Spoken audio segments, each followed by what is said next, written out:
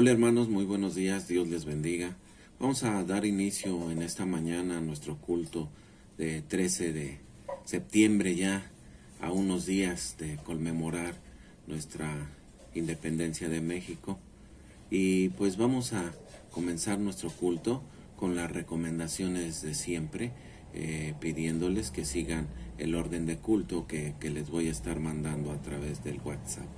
Sí, hermanos, hoy vamos a estar viendo Efesios capítulo 6, del verso 10 al verso 12, solamente 3 versículos de este libro de los Efesios, ya finalizando prácticamente Efesios. Todavía falta un poquito, pero son solamente unos versículos más. Así es de que les invito a que abran su Biblia y que todos leamos estos 3 versículos. Dice así la palabra de Dios: por lo demás, hermanos míos, fortaleceos en el Señor y en el poder de su fuerza. Vestíos de toda la armadura de Dios, para que podáis estar firmes contra las acechanzas del diablo. Porque no tenemos lucha contra sangre y carne, sino contra principados, contra potestades, contra los gobernantes de las tinieblas de este siglo, contra huestes espirituales de maldad en las regiones celestiales. Y quisiera leerles estos mismos versículos, queridos hermanos, en la versión del lenguaje actual. Dice así la palabra de Dios: finalmente, dejen que el gran poder de Cristo les dé las fuerzas necesarias. Protéjanse con la armadura que Dios les ha dado, y así podrán resistir los ataques del diablo, porque no tenemos lucha contra gente como nosotros, sino contra espíritus malvados que actúan en el cielo. Ellos imponen su autoridad y su poder en el mundo actual. Bien, hemos llegado ahora al tema de este capítulo, que es la iglesia como soldado de Cristo. Y el párrafo en el cual tratamos el tema, el enemigo del soldado. Hemos visto al cristiano en sus relaciones, lo vimos en el hogar, y ahí es donde Dios comienza con él. Y luego vimos que Dios tiene algo que decirle cuando él sale al mundo, donde él puede ser empleado o jefe, y como un hijo de Dios tiene que contribuir al bienestar de la sociedad contemporánea. Tiene que producir algo de una forma o de otra. Ahora tenemos que hablar del enemigo del soldado, porque se presenta una batalla en la cual tiene que luchar. Uno de los asuntos mal entendidos en el día de hoy es que el Hijo de Dios se encuentra en una batalla y que la batalla se está desarrollando a un nivel espiritual. Si los deberes y las responsabilidades normales no se cumplen fielmente, no podrá haber victorias espirituales en la esfera de la conquista cristiana. Frecuentemente nos llegamos a preguntar, o nos preguntamos, porque observamos, por una parte, una enseñanza sistemática, bíblica y de sus doctrinas, y por otra parte un nivel de vida espiritual muy bajo.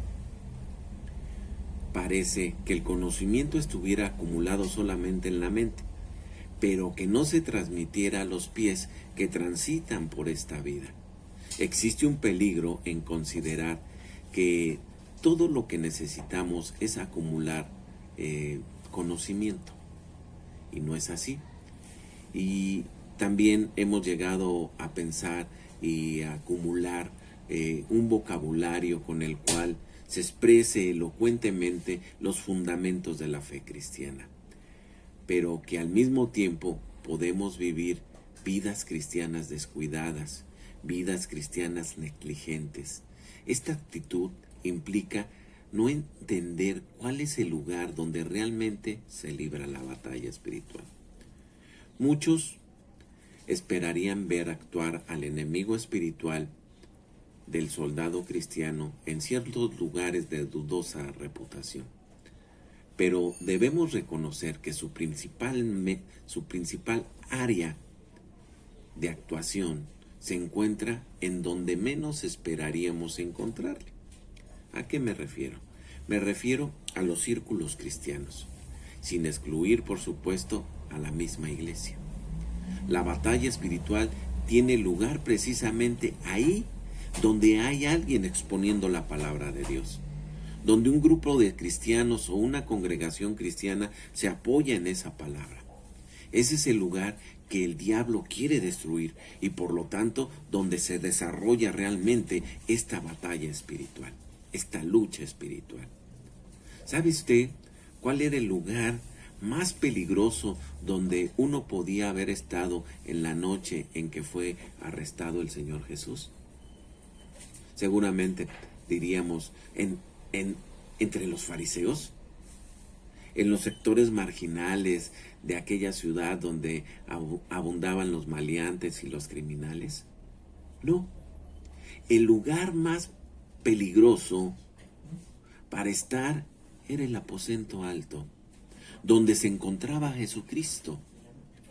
¿Y sabe por qué? Porque ahí era donde aquella noche se encontraba Satanás.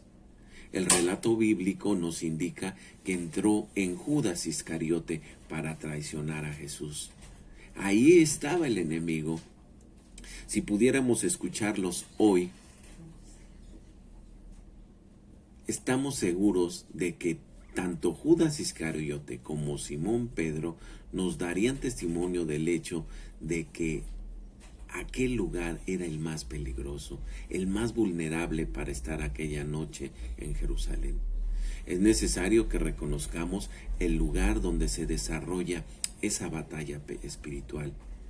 La batalla espiritual normalmente se da, como lo había dicho hace un momento, en los lugares donde se está buscando al Señor, donde se está procurando hacer su voluntad, no en la calle, no en las cantinas, no en los burlesques, no en esos lugares de perdición. No, querido hermano, la batalla espiritual se desarrolla en aquel lugar donde se predica la palabra de Dios. Ahora, dijimos al comenzar este estudio del libro de los Efesios, o de la carta a los Efesios, que se podía comparar con el libro de Josué, que Josué era para el Antiguo Testamento lo que era Efesios para el Nuevo Testamento. Josué condujo a los israelitas a través del río Jordán para entrar a la tierra de Canaán. Pero había enemigos en aquella tierra, había batallas en las que había que luchar y victorias que conquistar. El río Jordán no es una figura de nuestra muerte y la tierra prometida no es una figura del cielo. Ese río en realidad nos habla de la muerte y de la resurrección de Jesucristo. Usted y yo, desde el punto de vista espiritual, podemos cruzar por medio de la muerte y la resurrección de Jesucristo, por el desierto de ese mundo hacia Canaán. Y esa experiencia tiene lugar en la actualidad. El Hijo de Dios debería estar viviendo en el día de hoy en Canaán. Recordemos que Canaán no representa el cielo.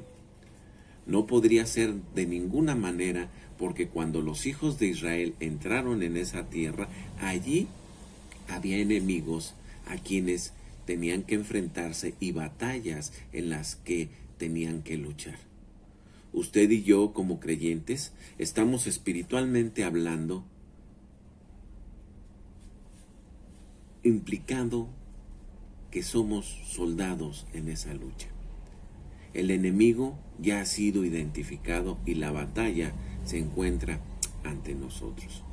Ahora, cuando Josué entró en esa tierra, allí había 3 enemigos que tenía que enfrentar, que le enfrentaron el pueblo de Israel. En primer lugar, estaba la ciudad de Jericó, que se destacaba inmediatamente en el camino a recorrer. Jericó representa el sistema de valores del mundo actual. Lo que Jericó era para Josué, el mundo de hoy lo es para el creyente. A Josué se le indicó que debería luchar y que debería de marchar más que nada alrededor de la ciudad. Y que no luchase contra ella, o sea, que no ocupara la fuerza, sino que solamente marchara alrededor de ella. No podemos vencer al mundo luchando contra él. Sería un error ese método utilizarlo. Dice en la palabra de Dios en la primera carta de Juan, en su capítulo 5, versículo 4 y 5. Porque todo lo que es nacido de Dios vence al mundo. Y esta es la victoria que ha vencido al mundo, nuestra fe. ¿Quién es el que vence al mundo sino el que cree que Jesucristo es el Hijo de Dios? La única manera en que podemos vencer al mundo es por medio de nuestra fe y confianza en Dios. También en la misma carta, en la primera carta de Juan, en el capítulo 2, versículo 15, nos dice: no temáis al mundo ni las cosas que están en el mundo. Deberían parecerse a los de israelitas. Hay las cosas que están en el mundo. Si alguno ama al mundo, el amor del Padre no está en él. Los elementos del sistema del mundo son transitorios y el Hijo de Dios no debería de amarlos hasta el punto de apegarse a ellos. Nuestra experiencia en el mundo debería de parecerse a la de los israelitas en Canaán, aprendiendo, por supuesto, de sus errores. En segundo lugar, el enemigo enfrentado con Josué fue la pequeña ciudad de Jai. Ahora Jai representa la carne y la parte física de nuestra vieja naturaleza. Josué pensó que sería muy fácil triunfar sobre Jai y por tanto envió a un pequeño contingente. Y entonces sufrieron una tremenda derrota. Cuando los derrotados soldados regresaron, Josué se postró en tierra sobre su rostro y comenzó a lamentarse y a orar ante Dios. Esto lo podemos ver en Josué 7, 10 y 11. ¿Qué le dijo? ¿Qué Dios le dijo a Josué? Le dijo: levántate. ¿Por qué te postras sobre tu rostro? Israel ha pecado. Y ese pecado tuvo que ser confesado y dejando de lado antes de que Dios les diera la victoria. Hermanos, si queremos vencer, tenemos que confesar nuestros pecados. Si queremos ganar la batalla, a veces pensamos que son cosas pequeñas y les damos importancia pequeña y pensamos que no va a afectar. Estamos cometiendo un grave error, porque las victorias solamente son dadas por Dios y debemos de dejar ese tipo de pecados que estamos cometiendo para que Dios nos pueda dar el triunfo, la victoria. Ese pecado de Israel tuvo que ser confesado y dejado a un lado antes de que Dios les diera la victoria a los israelitas. Y eso es lo que usted y yo tenemos que hacer si queremos vencer a nuestra vieja naturaleza. Hay muchos creyentes que creen vivir una vida de victoria y están andando alrededor de Jericó en el día de hoy, haciendo sonar las trompetas, de la misma manera en que lo hicieron los hijos de Israel. Y los hombres de hoy, los hermanos de hoy dicen: yo no hago esto, yo no hago aquello.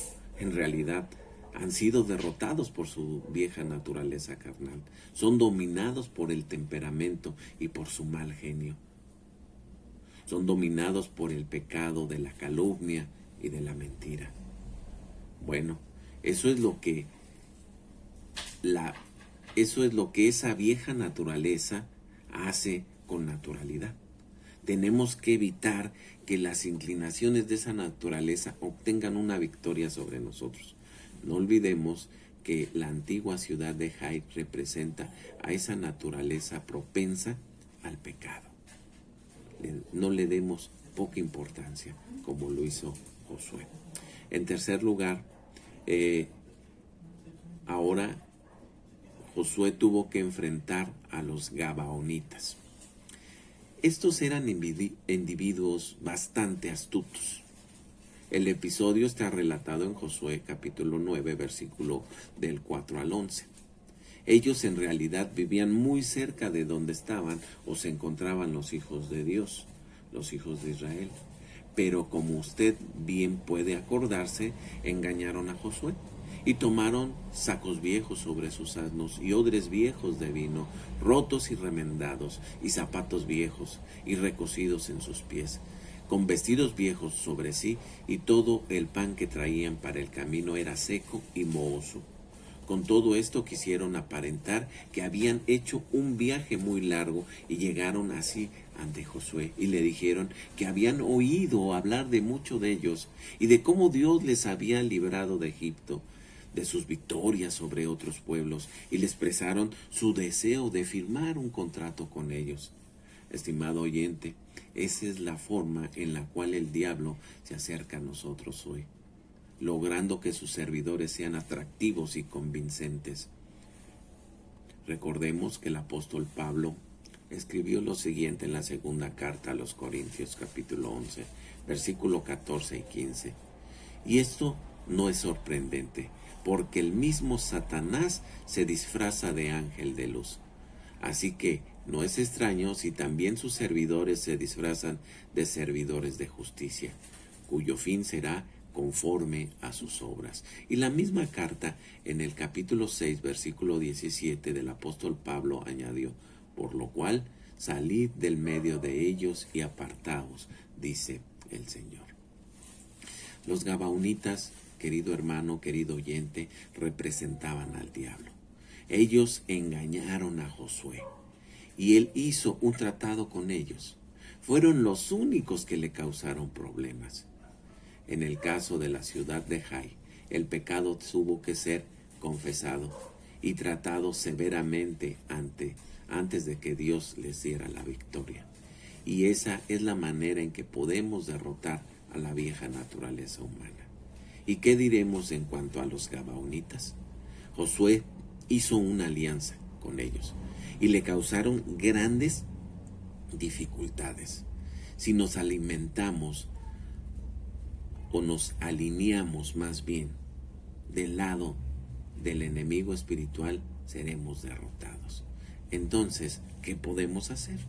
Bueno, no lo podemos vencer por nosotros mismos. No estamos a la altura de semejante enemigo. No podemos hacerle frente al diablo. La Biblia ni siquiera nos dice que debemos de luchar contra él. Pero sí nos dice que Dios luchará por nosotros. Escuchemos lo que dice el versículo 10 de la epístola a los Efesios. Por lo demás, hermanos míos, fortaleceos en el Señor y en su fuerza poderosa.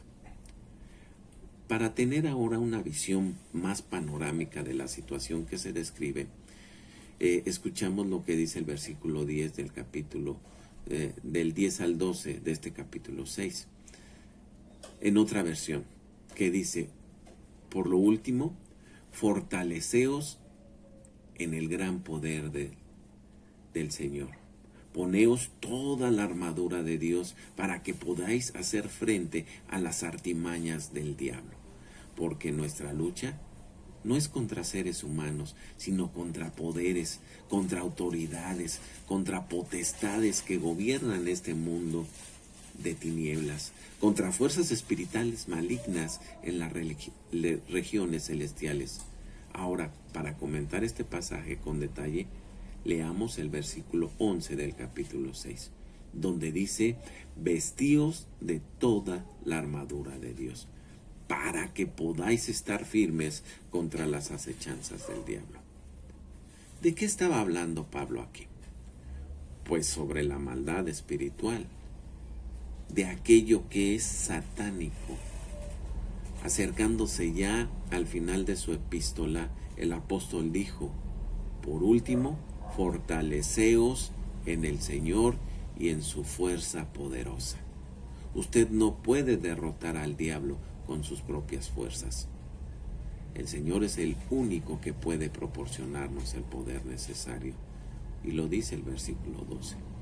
Yo cuando era niño cantábamos aquel corito que decía 1, 2 y 3, el diablo no tiene poder. 4, 5 y 6 lo piso con el pie. 7, 8 y 9 no importa si le duele. Y qué equivocados estamos, hermanos, cuando creemos esto que hoy, reflexionando y recordando aquellos tiempos, digo, qué equivocados estábamos cuando cantábamos esto, porque el único que puede vencer a esos poderes espirituales, a esos principados, a esas potestades, solamente es Cristo, solamente es Dios, no nosotros, no nosotros. Así es de que continuamos leyendo el versículo 12 donde dice, porque no tenemos lucha contra seres humanos, sino contra principados, contra potestades, contra los gobernantes de las tinieblas en este mundo, contra huestes espirituales de maldad en las regiones celestiales. Pablo continuó diciendo que el enemigo contra quien el cristiano tiene que luchar no es humano. El enemigo es espiritual y la guerra es espiritual. Es por este motivo que necesitamos un poder espiritual. Es bueno observar que la naturaleza carnal del creyente no es el enemigo contra quien hay que luchar. El creyente debe de considerar muerta a esa naturaleza y rendirla ante Dios. El camino que conduce a la victoria sobre la naturaleza carnal está expuesto en Romanos 6. El luchar contra esa naturaleza conducirá a la derrota. Y Pablo registró tal experiencia en Romanos 7. Solo la armadura de Dios puede resistir las estrategias y el ataque de Satanás, quien dispone de toda clase de armas que por su efectividad podrían compararse con misiles modernos. Necesitamos un sistema defensivo eficaz si hemos de vencer en esta lucha. Es por ello que es tan importante reconocer que no luchamos contra un enemigo humano. No tenemos que luchar contra otros seres humanos, porque el enemigo, como dijimos, es espiritual. El camino hacia la victoria sobre el diablo es obedecer la orden de colocarse toda la armadura de Dios y resistir, como leímos en el versículo 11. Así que nos encontramos en una batalla espiritual. El diablo tiene una formación de batalla y sus fuerzas están bien organizadas por categorías. Se nos dice que luchamos contra ellas. Esta lucha nos habla de un combate cuerpo a cuerpo con las fuerzas de la maldad espiritual. El versículo 12 de otra versión dice, porque no estamos luchando contra gente de carne y hueso, sino contra malignas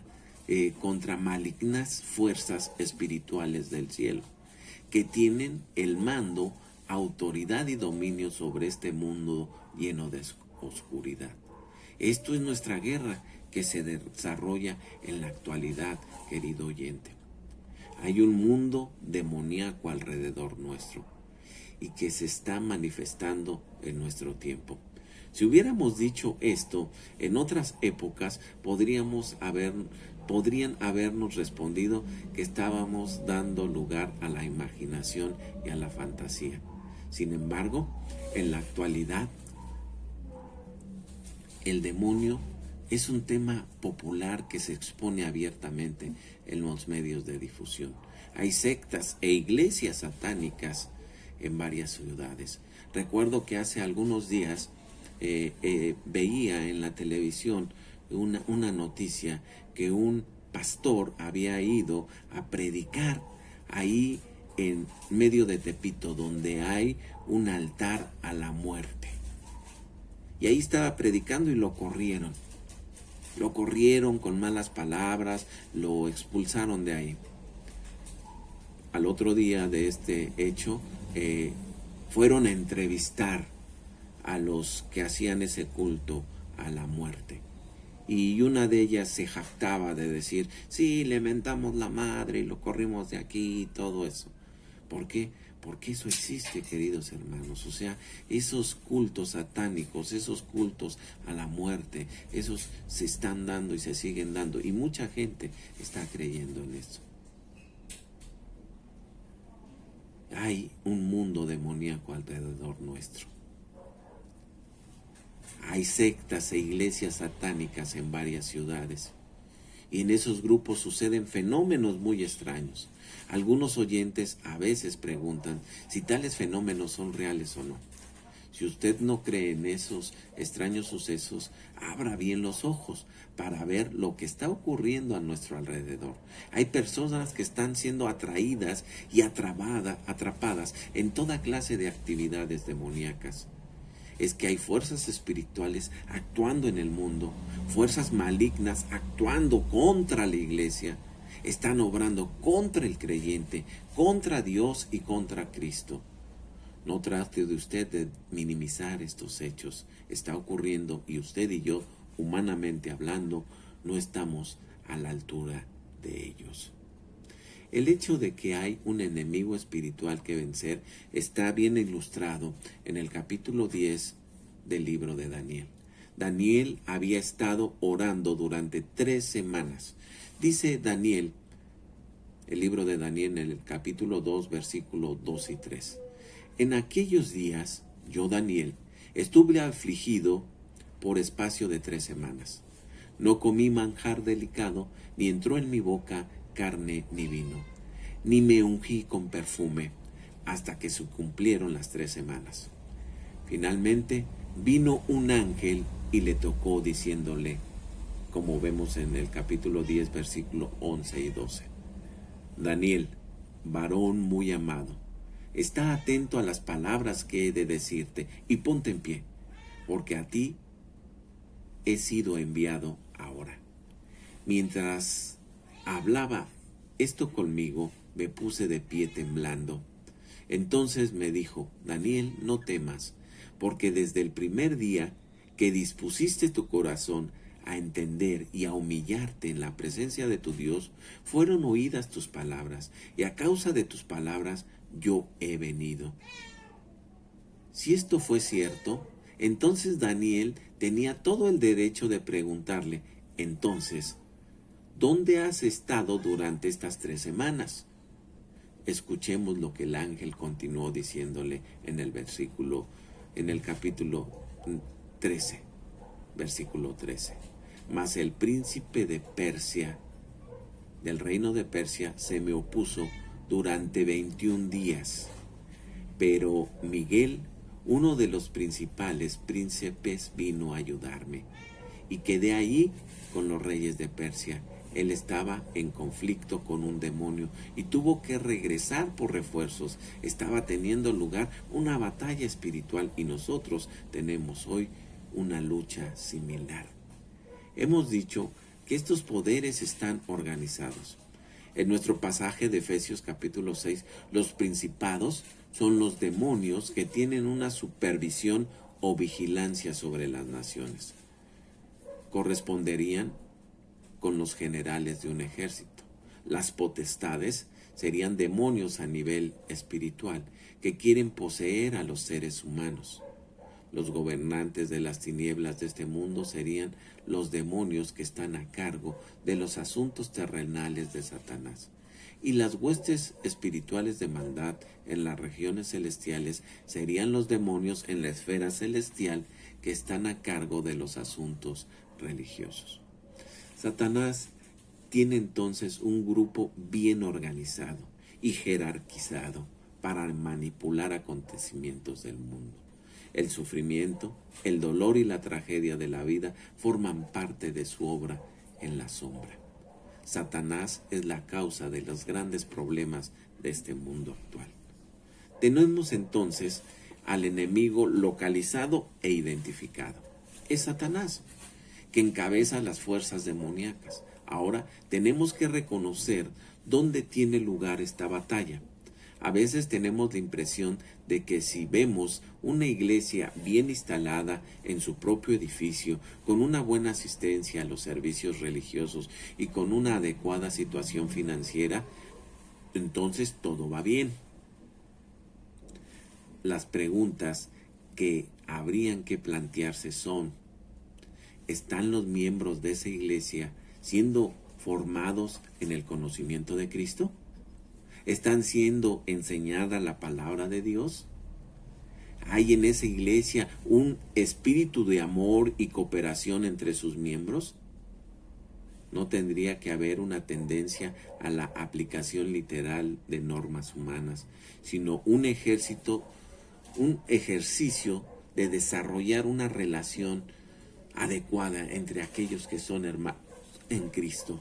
Porque donde hay un espíritu de crítica o amargura o resentimiento, el Espíritu de Dios no puede actuar. Y desgraciadamente eso hay en muchas de nuestros templos.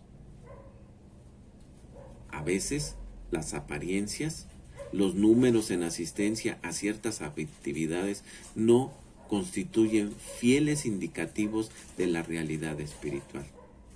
No somos conscientes que se está llevando a cabo una guerra espiritual y de que las personas necesitan estar fundamentadas en la palabra de Dios. Hay una manifestación demoníaca que es evidente en el hecho de que tantas personas sean arrastradas por toda clase de cultos y sectas con creencias falsas.